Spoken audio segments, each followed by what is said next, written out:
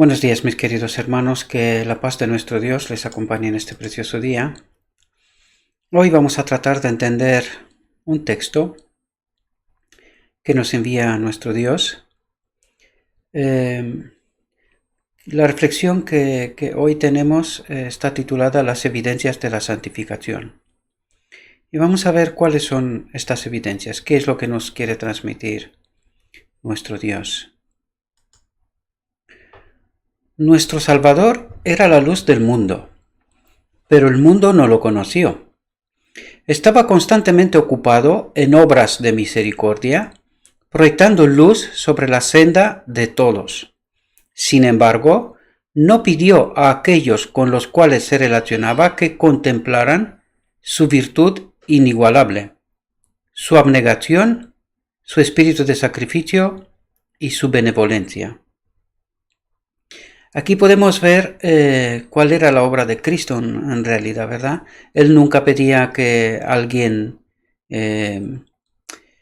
lo alabe, ¿no? O que reconozca su obra, sino que él simplemente él se estaba ocupando en obras de misericordia y de predicar el Evangelio para que la gente entienda el auténtico Evangelio, ¿verdad?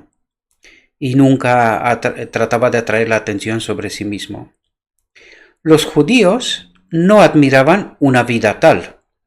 Ellos consideraban su religión sin valor. La religión de Cristo la consideraban sin valor, porque no estaba de acuerdo con su norma de piedad. Aquí os invitaría, mis queridos hermanos, que también hagáis el paralelo con nuestro tiempo, ¿verdad? De cómo entendemos nosotros la piedad, ¿verdad? En la iglesia. Por lo tanto, los judíos no admiraban una vida tal. Ellos consideraban su religión sin valor porque no estaba de acuerdo con su norma de piedad, con nuestra norma de piedad. Hagamos el paralelo, ¿verdad? Fijaos, decidieron que Cristo no era religioso en espíritu o en carácter. Y aquí tenemos que pararnos un momento. No sé si podemos darnos cuenta de la profundidad del asunto, ¿verdad? Fijaos, dice que ellos decidieron que Cristo no era religioso en espíritu o en carácter. ¿Quién era el espíritu que habitaba en Cristo? ¿Cuál era su carácter? Podéis daros cuenta que no estaban reconociendo al Padre que habitaba en Cristo. El espíritu que habitaba en Cristo era el Padre, el espíritu del Padre. ¿Y a quién no reconocían ellos? ¿Podemos darnos cuenta? Pues esto desgraciadamente no ha pasado solamente entonces, sino también ahora. Pero también quiero atraer la atención sobre otro aspecto, por ejemplo. ¿Qué espíritu habitaban los judíos? ¿Y cómo es posible que este espíritu, si es el mismo espíritu que habitaba en Cristo, cómo es posible que no se reconozca a sí mismo?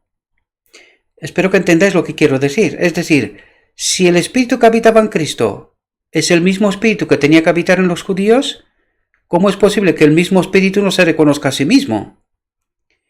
Por lo tanto, ¿qué espíritu estaban los judíos? ¿Entendemos la profundidad del asunto? Decidieron que Cristo no era religioso en espíritu o en carácter, porque la religión de ellos consistía, atentos, en ostentación, en orar en público y en hacer obras de caridad por causa del efecto, para que se les vean, ¿verdad? Y fijaos aquí, ¿cuáles son las auténticas evidencias de la santificación? Fijaos. El más precioso fruto de la santificación es la gracia de la mansedumbre. ¿Qué es lo que quiere decir? El mismo texto nos los va a relatar, pero la gracia de la mansedumbre es el Espíritu de Cristo en nosotros, ¿verdad?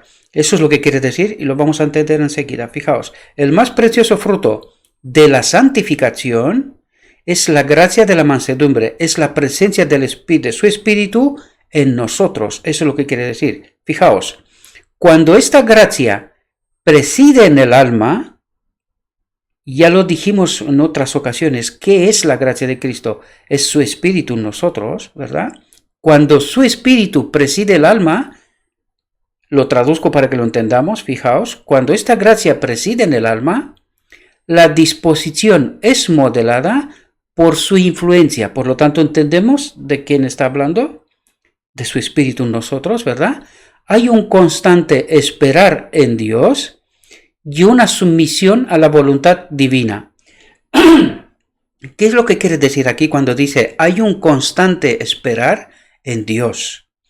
Es decir, nosotros, como estamos en una permanente búsqueda de la presencia de Dios en nosotros, es decir, del Espíritu de Cristo en nosotros, y siempre hay preguntas, ¿verdad?, incógnitas para nosotros, porque estamos en este mundo de incertidumbre, ¿verdad?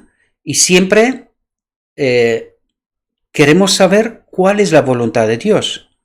Pues aquí es lo que está diciendo, hay un constante esperar en Dios, esperar a ver cuál es la obra de Dios, cuál es la voluntad de Dios, qué es lo que tengo que hacer, el siguiente paso, ¿verdad? Para no andar yo solo, sino que sea Dios el que me guíe.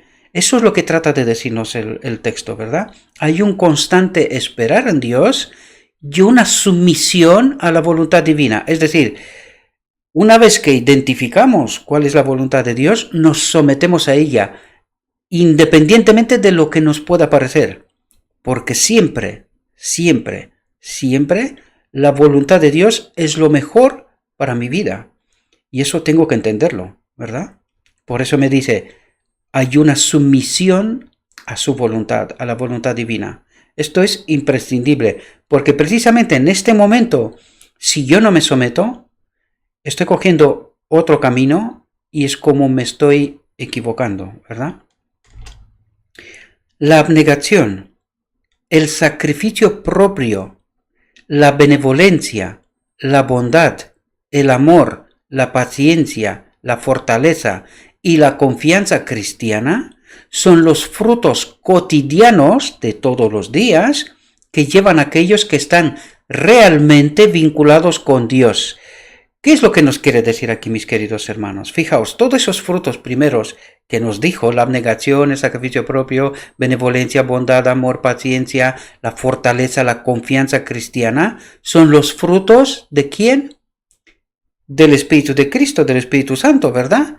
Por eso dice, son los frutos cotidianos de todos los días que llevan a aquellos que están realmente vinculados con Dios, que realmente tienen el Espíritu Santo, ¿verdad? Y eso es una forma de identificar si realmente el Espíritu Santo nos acompaña, ¿verdad? Si esos frutos, si esa forma de vivir se ve de manera cotidiana en mi vida, ¿verdad? Sus actos pueden, y estar atentos aquí porque eso nos puede ayudar muchas veces a entender conceptos. Vamos a leer lo que nos quiere decir y luego comentaremos si es el caso, ¿verdad? Sus actos pueden no ser visibles al mundo, es decir, los demás pueden no ver en nosotros esos frutos que comentábamos antes, ¿verdad? Sus actos pueden no ser visibles al mundo. ¿Por qué no pueden ser visibles al mundo? Porque el espíritu que está en el mundo no es el mismo espíritu que está en nosotros. Por lo tanto, el otro espíritu está trabajando precisamente para que esos frutos no se vean, sino que se vean otras cosas. ¿Entendemos? Ese es el conflicto. Siempre tenemos que, cuando estamos leyendo un texto, procurar de comprender la profundidad del asunto, ¿verdad? No nos quedemos en la superficie. Sus actos pueden no ser visibles al mundo, porque el espíritu que está en el mundo no es el mismo espíritu que está en nosotros, ¿verdad? Pero ellos están luchando todos los días contra el mal, los que tienen esos frutos, ¿verdad? Ganando preciosas victorias contra la tentación y el error. Votos solemnes son renovados y cumplidos por la fuerza obtenida mediante, aquí hay mecanismos, mediante la oración fervorosa y la constante vigilancia. ¿Qué es constante vigilancia? Es el estudio de la palabra de Dios y es así cómo realmente el Espíritu se apodera de nosotros y nos guía, nos transforma, ¿verdad? Constante vigilancia es, una vez que entiendo cuál es la voluntad de Dios, entiendo lo que no debo de hacer. ¿Entendemos? Pero en realidad no es algo que lo hago yo, sino que es el Espíritu que me acompaña. Lo dijimos antes, ¿verdad? Porque tenemos que entender la obra de justificación, de santificación, es la obra de Cristo en nosotros, ¿verdad? Nosotros somos vigilantes, elegimos, pero el que nos da poder para obrar en nosotros es el Espíritu de Cristo. Es Él el que obra en nosotros justificación, santificación, ¿verdad? Tenemos que entender muy bien los conceptos para no cometer errores, ¿verdad? La persona ardiente y entusiasta no discierne las luchas de estos obreros silenciosos, ¿verdad? Pero el ojo de aquel que ve los secretos del corazón nota y considera con aprobación todo esfuerzo realizado con humildad y mansedumbre, es decir, con el Espíritu de Cristo. Es el tiempo de prueba el que revela el oro puro del amor y la fe en el carácter. Es decir, en tiempo de prueba es donde se ve la obra del Espíritu en nosotros, ¿verdad? Es ahí donde realmente nos damos cuenta si nuestro carácter está en transformación, está bien encaminado, ¿verdad? Hacia la santificación. El celo perseverante y el afecto cálido de los verdaderos seguidores de Cristo se desarrollan cuando vienen sobre la iglesia pruebas y perplejidades. Es decir, en tiempos de prueba es cuando el auténtico cristiano se ve, se nota, ¿verdad? Hace la diferencia con los demás. ¿Por qué? Pues porque la clave está en qué espíritu nos acompaña, a unos y a otros. Por lo tanto, en función del espíritu que tenemos, las obras son distintas, ¿verdad? Todos los que entran en la esfera de su influencia del Espíritu Santo se refiere al hombre verdaderamente religioso. No he puesto, no he añadido yo nada, es del texto original, ¿verdad? Se refiere al hombre verdaderamente religioso, el que realmente tiene el Espíritu de Cristo. Eso es lo que nos trata de decir. Perciben la hermosura y la fragancia de la vida cristiana. Atentos aquí.